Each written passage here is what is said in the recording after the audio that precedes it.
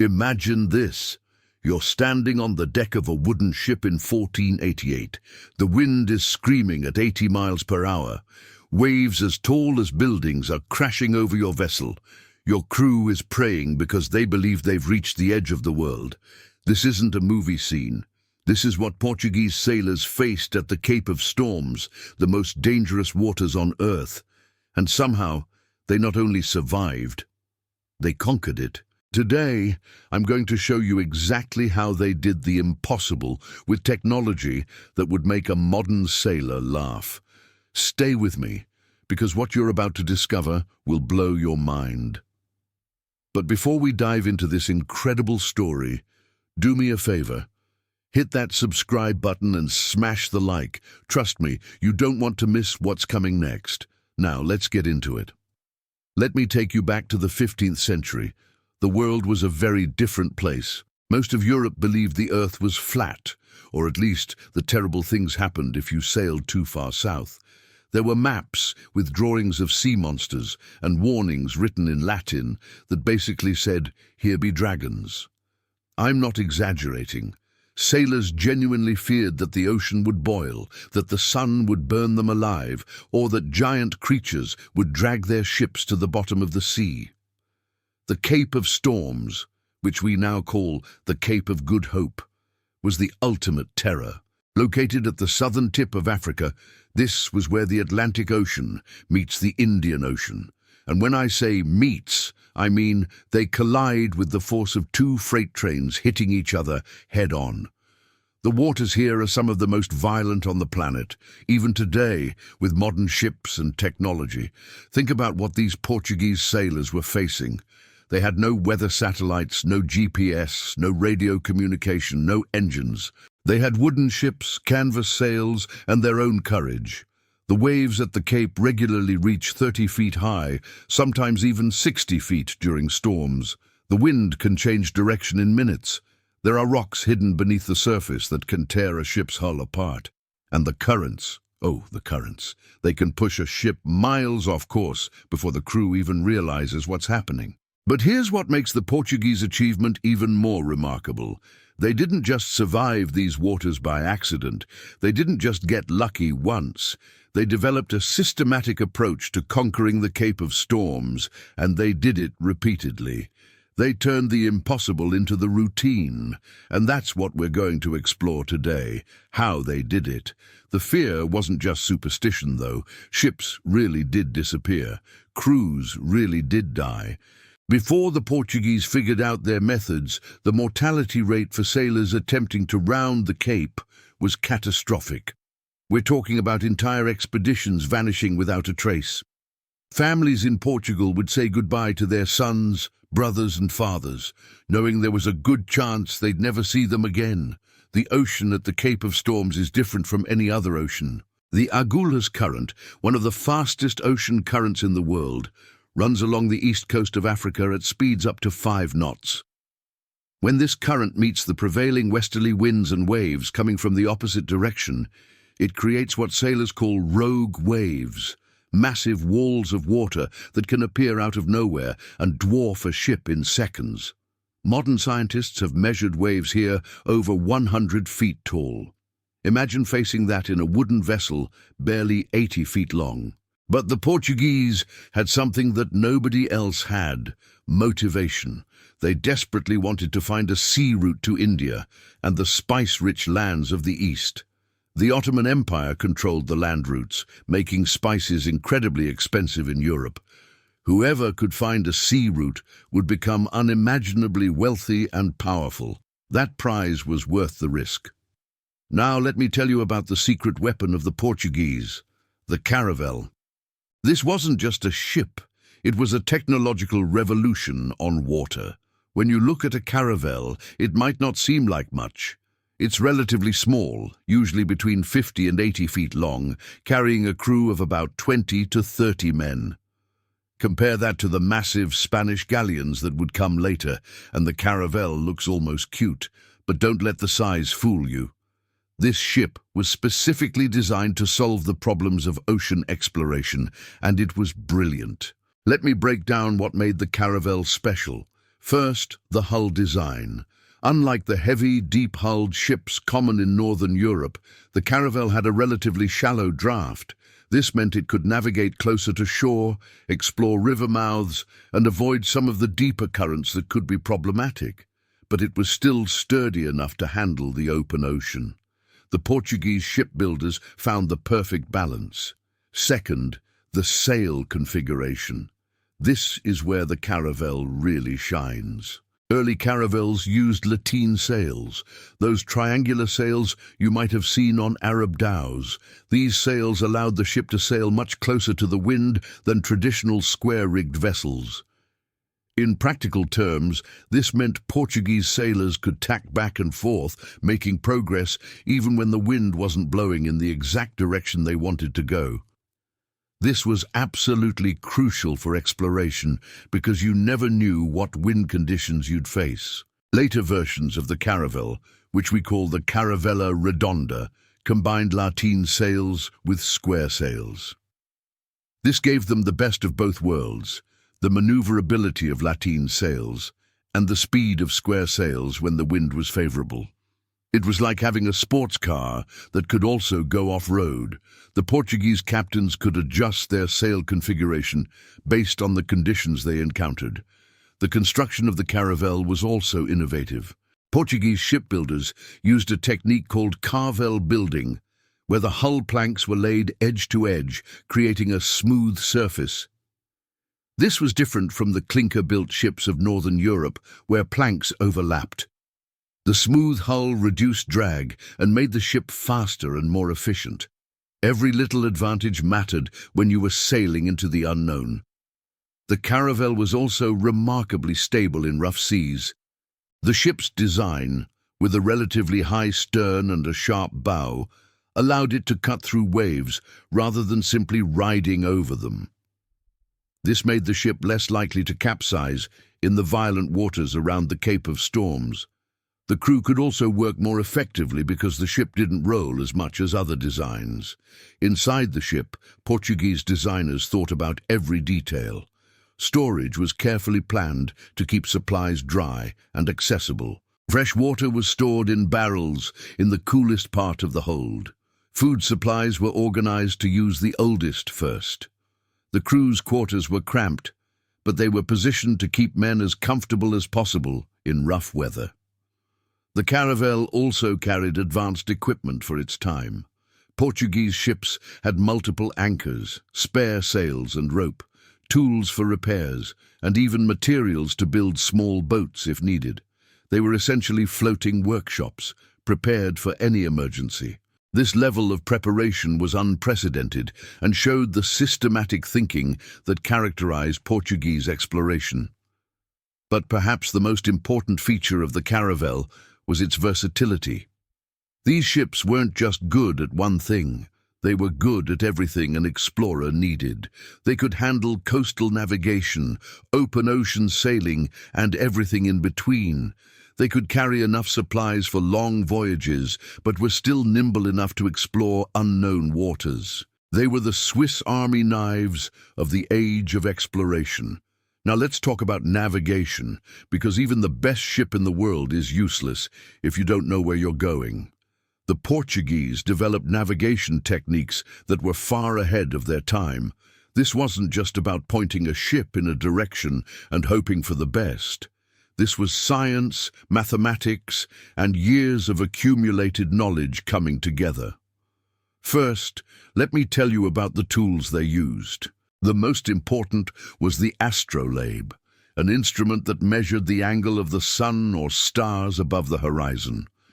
By knowing this angle and the date, a skilled navigator could determine his latitude, how far north or south he was.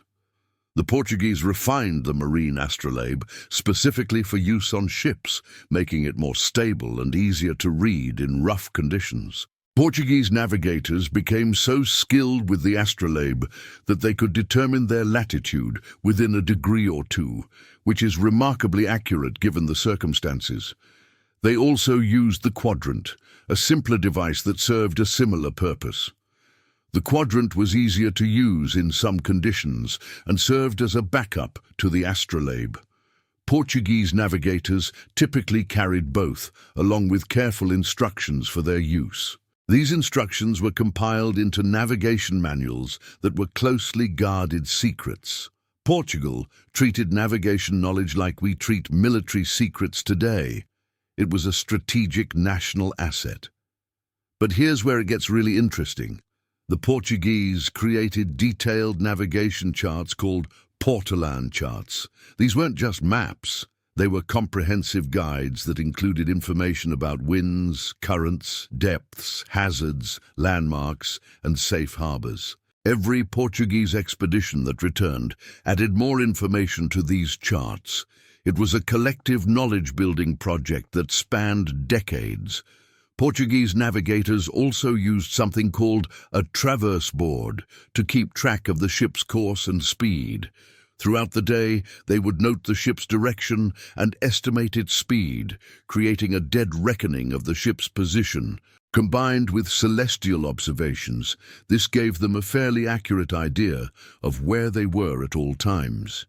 It required constant attention and mathematical calculation, but Portuguese navigators were trained extensively in these skills. The Portuguese also understood something crucial about the winds and currents of the Atlantic that other Europeans didn't. These patterns were predictable and could be used to your advantage. They documented the trade winds, the westerlies, and the various currents. They knew that if you sailed west from Portugal, you'd catch winds that could carry you south along the African coast. They knew about the doldrums near the equator, where winds died and ships could be stuck for weeks. This knowledge was taught in Prince Henry the Navigator's School of Navigation in Sagres, Portugal. Henry wasn't an explorer himself, but he gathered the best cartographers, navigators, and ship captains of his time and created an institution dedicated to the science of exploration. This was revolutionary. It was like a research university focused entirely on sailing and navigation. The school collected information from every source: Portuguese sailors, Italian merchants, Arab traders, ancient Greek and Roman texts. Nothing was ignored if it could help Portuguese ships sail farther and safer. Portuguese navigators also carried detailed instructions about specific challenging passages. For the Cape of Storms, they had specific guidance. How far from shore to sail, what signs to look for that indicated changing weather, how to position the ship when rounding the Cape. This institutional knowledge passed from one generation of sailors to the next and constantly updated, gave Portugal an enormous advantage. The Portuguese also used observation of nature for navigation. They noted that certain birds appeared when land was near. They understood that changes in watercolor indicated shallow areas or the outflow of rivers. They watched cloud formations that revealed the presence of land beyond the horizon. Seaweed, the temperature of the water, the types of fish they caught, all of these provided information to a skilled navigator. Portuguese sailors were trained to use all of their senses, not just their instruments. Now I want to tell you about one of the most brilliant navigation strategies ever devised, the Volta do Mar, which means turn of the sea in Portuguese. This technique was absolutely crucial to successfully reaching and rounding the Cape of Storms, and it shows just how sophisticated Portuguese navigation had become. Here's the problem the Portuguese faced. If you sail straight down the coast of Africa, you eventually run into headwinds and unfavorable currents that make progress extremely difficult or impossible. The winds along the African coast don't cooperate with a ship trying to sail south.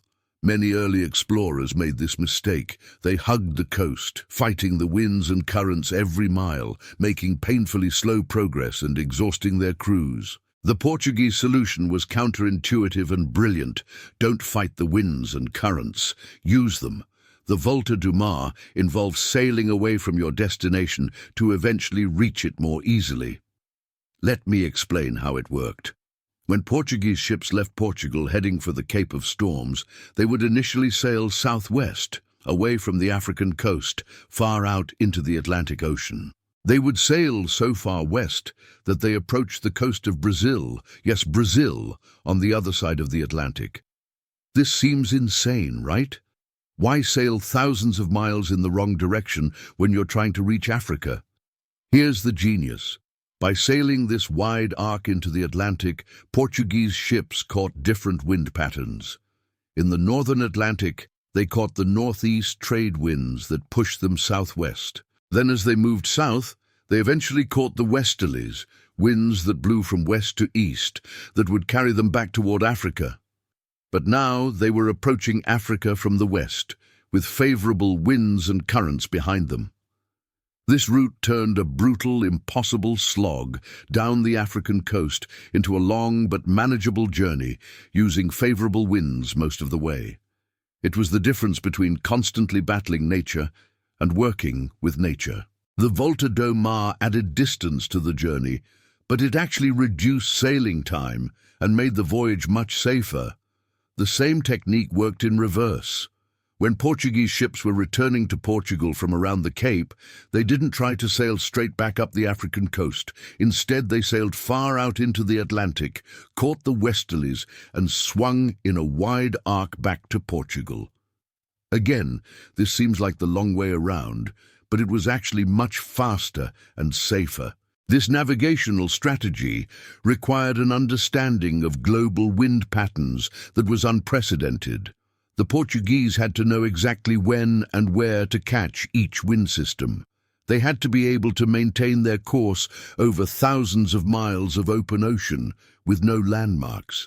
They had to calculate their supplies to last for a much longer voyage.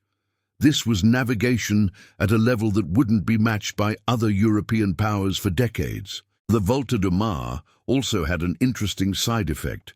It led to the discovery of many Atlantic islands. The Azores, Madeira, Cape Verde, and eventually Brazil were all discovered by Portuguese ships using this technique. When you're sailing these wide arcs across the Atlantic, you're bound to bump into islands that nobody in Europe knew existed. These islands became crucial resupply points for Portuguese ships, making the voyages even more feasible. But the Volta do Mar wasn't just about wind patterns. It was also about avoiding the worst of the Agulhas current that runs along the South African coast. By approaching the Cape from further out in the Atlantic, Portuguese ships could avoid the full force of this current. They would then time their final approach to the Cape for periods of favorable weather, waiting offshore if necessary until conditions were right. This patience was another key aspect of Portuguese strategy. Unlike earlier explorers who might push forward regardless of conditions, Portuguese captains were trained to wait for the right moment. If the weather looked bad at the Cape, they would sail in circles offshore, maintaining their position until the weather improved. This required discipline and confidence in their navigation skills. They had to trust that they could maintain their position even out of sight of land. Let me tell you about what it was actually like to be on one of these ships approaching the Cape of Storms. This wasn't a pleasure cruise. This was survival at its most basic level. The Portuguese developed specific strategies to keep their crews alive in these deadly waters. First, preparation before the voyage. Portuguese captains obsessed over supplies. They calculated exactly how much food and water they needed, then added a safety margin. Food was carefully selected for what would last longest: salted meat, dried fish, hardtack biscuits, dried beans, and wine. Fresh food was impossible to keep for long, so sailors ate a monotonous diet that provided calories but little else. Scurvy, caused by vitamin C deficiency, was a constant threat on long voyages. Water was perhaps the most critical supply. A man needs about a gallon of water per day in normal conditions, more in hot weather or when doing hard physical labor. Portuguese ships carried water in wooden barrels, and keeping this water fresh for months was a major challenge. They learned to char the inside of barrels to keep water fresher longer. They also learned to ration water strictly and to collect rainwater whenever possible. The crew themselves were carefully selected. Portuguese captains didn't want hotheads or men who panicked easily. They wanted experienced sailors who could follow orders instantly, work together, and stay calm when waves were crashing over the deck. Many crew members on these expeditions were veterans who had already survived multiple voyages. Experience was valued above almost everything else. Training was extensive. Before leaving on a major expedition, crews would practice every maneuver they might need in a crisis. They practiced shortening sail in high winds, practiced making repairs while underway, practiced man-overboard drills. Portuguese captains ran tight ships where every man knew his job and could do it in the dark, in a storm, when he was exhausted and frightened. When approaching the Cape of Storms, Portuguese ships followed specific protocols. First, everything was secured. Any loose items on deck were tied down or stowed below. Hatches were battened down, sealed tight, so waves crashing over the deck couldn't flood the interior of the ship. Extra lashings were added to boats, spare spars, and anything else that could break free. The crew was divided into watches, groups that would work in shifts. This ensured that there were always fresh, alert sailors on duty. During the most dangerous passages, watches might be shortened to just a few hours, so no one became too exhausted.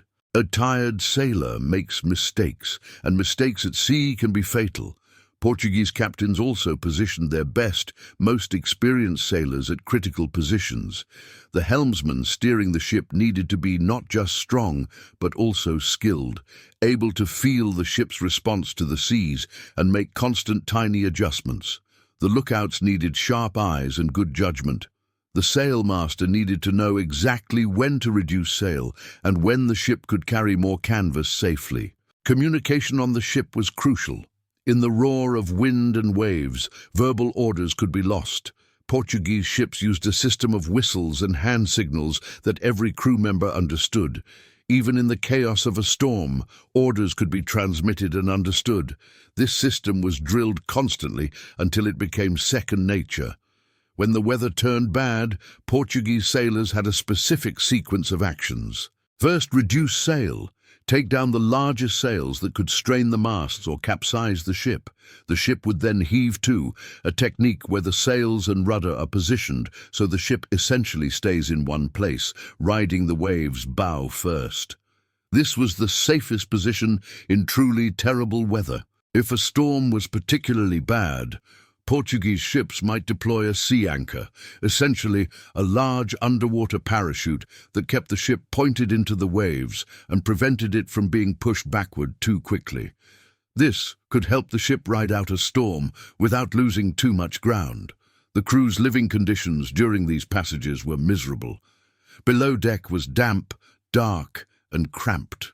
When waves were breaking over the ship, no one could stay on deck except those absolutely necessary to sail the ship. The rest of the crew huddled below, cold, wet, frightened, and often seasick. Meals were cold because fires were too dangerous. Sleep was difficult when the ship was being tossed around. Many sailors went days with little rest. Injuries were common. Falls, rope burns, being struck by swinging rigging, hypothermia. Portuguese ships carried basic medical supplies and usually had one crew member with some medical knowledge. But in truth, if you were seriously injured far from land, your chances weren't good. Portuguese sailors relied on toughness and luck. The psychological aspect of sailing these waters was also carefully managed. Portuguese captains understood that fear could spread through a crew and lead to panic or even mutiny. They combated this with routine, discipline, and leadership by example. Captains who showed fear or uncertainty could lose their crews. The best captains projected confidence even when they were scared themselves. Religion played a role too. Portuguese sailors were devoutly religious, and ships carried priests when possible. Regular prayers, especially during dangerous passages, helped maintain morale. The sailors believed they were doing God's work, spreading Christianity to new lands. This sense of purpose helped them face the dangers. Portuguese captains also understood the importance of celebrating successes. When the ship successfully rounded the Cape of Storms, there would be extra wine rations, perhaps better food if they had any, and public recognition of the crew's achievement. These moments of celebration bonded the crew and gave them strength for the next challenge. Now let me tell you about the man who brought all of these techniques together and became the first European to successfully round the Cape of Storms, Bartolomeu Dias. This story is personal to me because when I learned about Dias, I realized that history is made by real people facing real challenges, not just abstract forces or inevitable progress. Dias was a man who could have failed, who probably should have failed given what he faced, but who succeeded through skill, courage, and determination. Bartolomeu Dias wasn't born into nobility. He was a commoner who rose through the ranks of Portuguese sailors through pure competence. By 1487, when King João II selected him to lead an expedition to find the southern tip of Africa, Dias had decades of experience. He'd sailed to West Africa multiple times. He understood ships, navigation, and men. The king chose him not because of his birth, but because he was the best man for the job. Dias's expedition left Portugal in August 1487 with 3 ships. 2 were caravels, and the third was a supply ship that would accompany them part of the way. This supply ship was an innovation. It allowed the main vessels to carry less cargo and be more maneuverable, while the supply ship could be left at a safe harbor for the return journey. Everything about this expedition showed careful planning. The voyage down the African coast was challenging, but followed established Portuguese routes. Dias stopped at the West African coast to resupply and to leave the supply ship at a bay. Then he continued south, reaching the southernmost point that previous Portuguese expeditions had achieved. And then he kept going, into waters no European had ever navigated. In January 1488, Dias encountered a massive storm off the coast of South Africa. This wasn't just rough weather. This was the kind of storm that sinks ships. For 13 days, his ships were battered by waves and wind. Dias couldn't see the coast. He couldn't take celestial observations because the sun and stars were hidden by storm clouds. He could only try to keep his ships afloat and trust in his crew and his vessels. Here's where Dias's brilliance showed. Instead of trying to sail directly south along the coast, which would have been impossible in those winds, he allowed the storm to push him southwest, far out into the Atlantic. He was using the Volta do Mar principle, but in a way that had never been tested before. He was trusting that if he sailed far enough west and south, he could then turn east and find the coast again beyond the dangerous cape. When the storm finally passed and Dias could take observations again, he turned east, expecting to hit the African coast. He sailed east for days without seeing land. This must have been terrifying. Had they somehow missed Africa entirely? Were they lost in the middle of an unknown ocean? Finally, they spotted land, but something was wrong. The coast was running east-west, not north-south like the African coast they'd been following. It took Dias a moment to realize what had happened. He'd rounded the southern tip of Africa without even seeing it. The storm had pushed him so far southwest that when he turned east, he'd come out on the other side of the Cape.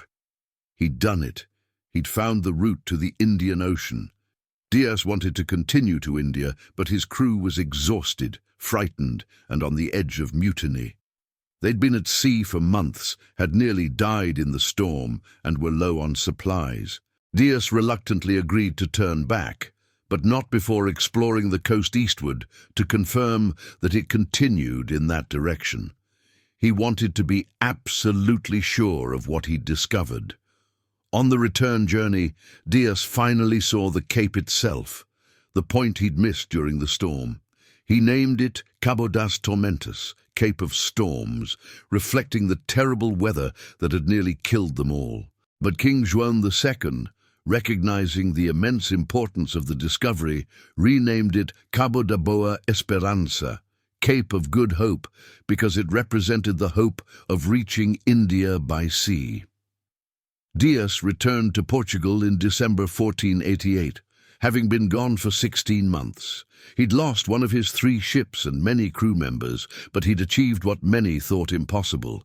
He'd proven that ships could reach the Indian Ocean by sailing around Africa.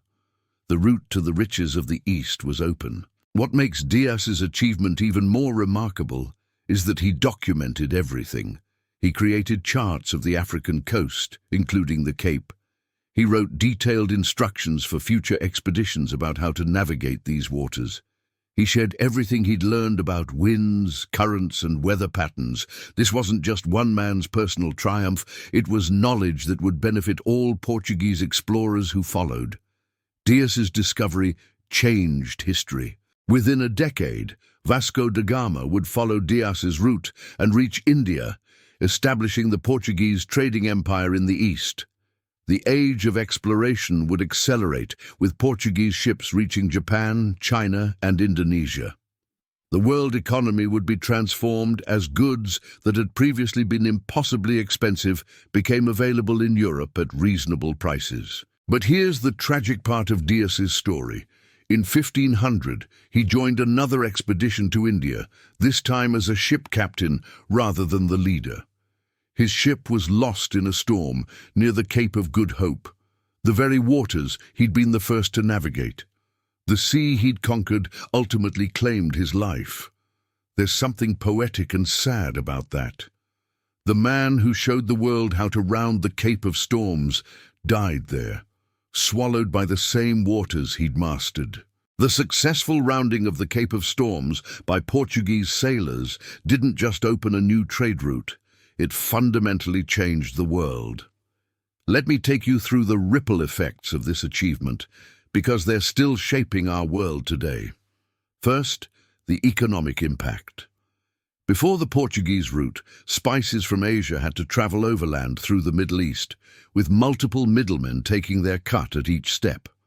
By the time pepper, cinnamon, or cloves reached Europe, they were worth more than gold by weight. The Portuguese sea route cut out all those middlemen. Suddenly, a Portuguese ship could sail directly to India, load up with spices, and bring them back to Europe. The profit margins were enormous, even accounting for the ships that were lost. This wealth transformed Portugal from a relatively small kingdom on the edge of Europe into a global power. Portuguese trading posts and colonies were established in Africa, India, Southeast Asia, and Brazil. For a brief period in the 16th century, Portugal controlled more of the global spice trade than any other nation. Lisbon became one of the wealthiest cities in Europe, but it wasn't just spices. The Portuguese route allowed for the exchange of goods, ideas, people, and cultures on an unprecedented scale. European goods reached Asian markets, Asian goods reached Europe.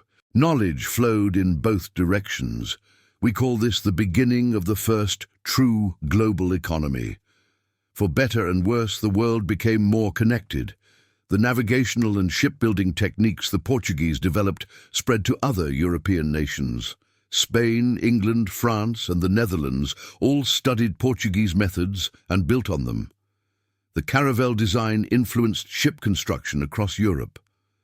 The navigation techniques taught at Portuguese schools were copied and adapted. The age of exploration that the Portuguese initiated would soon involve all of maritime Europe. The Cape route remained important for centuries. Even after the Suez Canal was built in 1869, providing a shorter route to Asia, the Cape route stayed significant. During times of conflict, when the Suez was closed or threatened, ships returned to rounding the Cape. In both world wars, Allied ships used the Cape route to avoid enemy submarines in the Mediterranean. Even today, ships that are too large for the Suez Canal, the largest oil tankers for instance, still round the Cape of Good Hope. The techniques that Portuguese sailors developed for surviving the Cape influenced sailing and seamanship for centuries. The British Royal Navy, at the height of its power, used navigation and ship-handling techniques that traced back to Portuguese innovations. The idea of systematic navigation training, of learning from each voyage and documenting that knowledge, became standard practice in all advanced navies. There were also, of course, negative consequences of the Portuguese discoveries. The sea route to Asia and the colonization that followed brought exploitation, cultural destruction, and suffering to many indigenous peoples. The Portuguese, like other European colonial powers, often acted with cruelty and greed. The transatlantic slave trade, while not initiated by the Portuguese exploration of the Cape route, was facilitated by Portuguese maritime capabilities. Any honest discussion of this legacy must acknowledge both the remarkable achievements and the terrible costs. The environmental impact was also significant. The introduction of new crops and animals to different continents sometimes had devastating effects on local ecosystems. The increased global trade accelerated the spread of diseases, sometimes with catastrophic results for populations with no immunity.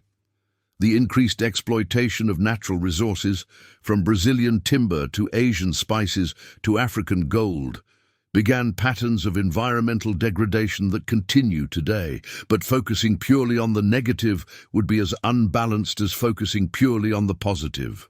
The Portuguese achievement at the Cape of Storms represented something genuinely important: human beings using reason, observation, and courage to overcome what seemed impossible.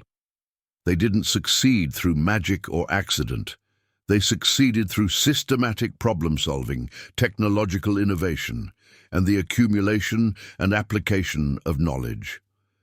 The legacy of the Portuguese exploration includes the very idea that the world can be understood and navigated through science and reason. The astronomical observations, the careful charting of winds and currents, the mathematical calculations of position, all of this represented a scientific approach to exploration. This mindset would eventually lead to the scientific revolution and the Enlightenment. Today, when we look at the Cape of Good Hope, it's hard to imagine how terrifying it once was. Modern ships round the Cape routinely with GPS navigation, weather satellites, and powerful engines. What took DS months now takes days. What killed many sailors is now just another leg of a routine voyage. But we shouldn't let that modern ease diminish what the Portuguese achieved. With their wooden ships, their canvas sails, and their courage, they solved one of history's great navigational challenges. So, we've journeyed together through one of history's greatest maritime achievements. We've seen how Portuguese sailors conquered the Cape of Storms through innovative ship design, advanced navigation, strategic thinking, and sheer courage.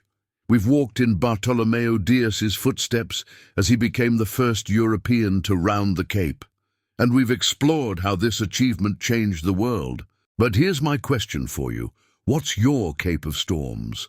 What's that impossible challenge in your life that everyone says can't be done? Because the lesson of the Portuguese sailors isn't just about history, it's about how humans overcome impossible challenges. The Portuguese didn't succeed by being reckless. They succeeded by being systematic, by learning from each attempt, by combining technology with strategy, by preparing thoroughly, and by having the courage to venture into unknown waters. Those same principles apply to any challenge you might face. Think about what we learned today. The Portuguese didn't fight nature. They studied it and learned to work with it. The Volta do Mar worked because they understood the wind patterns and used them. That's a lesson for life. Sometimes the direct path isn't the best path. Sometimes you need to go around, to be patient, to use the forces working against you to your eventual advantage. The Portuguese also succeeded because they built on the knowledge of those who came before. Every voyage added to the collective understanding. They didn't try to do everything alone. They learned from Arab sailors, from Italian merchants, from ancient Greek texts. They took the best from every source and combined it with their own innovations. That's how progress happens, by standing on the shoulders of giants, as Newton said. And perhaps most importantly, the Portuguese succeeded because they tried. Dias could have turned back when the storm hit. He could have decided the Cape was impossible and returned to Portugal. But he kept going. He trusted his ship, his crew, his skills, and his preparation. He ventured into unknown waters because someone had to be first. Now I want to hear from you. In the comments below, tell me, what's your impossible challenge? What's that goal that seems as scary and impossible as the Cape of Storms seemed to 15th century sailors? Share your story, because we're all on voyages of our own, and sometimes knowing that others are facing their own challenges helps us face ours. And if you found this story as fascinating as I did, if you learned something new, if you're inspired to tackle your own impossible challenges, then do me a favor. Subscribe to this channel so you don't miss future explorations of incredible historical achievements. Hit that like button to tell YouTube that this is the kind of content people want to see. And share this video with someone who needs to hear the message that impossible challenges can be overcome with the right combination of preparation, courage, and determination. Leave a comment telling me what historical achievement you want me to explore next. Should we dive into the first circumnavigation of the globe, the building of the Transcontinental Railroad, the first successful airplane flight, the conquest of Mount Everest? I want to explore the stories of humans doing the impossible, and I want you to help me choose what we tackle next. Remember, the Portuguese sailors who conquered the Cape of Storms weren't superhuman. They were people like you and me who faced a challenge that terrified them and decided to find a way through anyway. They prepared, they learned, they adapted, and they persevered. You can do the same with your challenges. Thank you for joining me on this journey through history.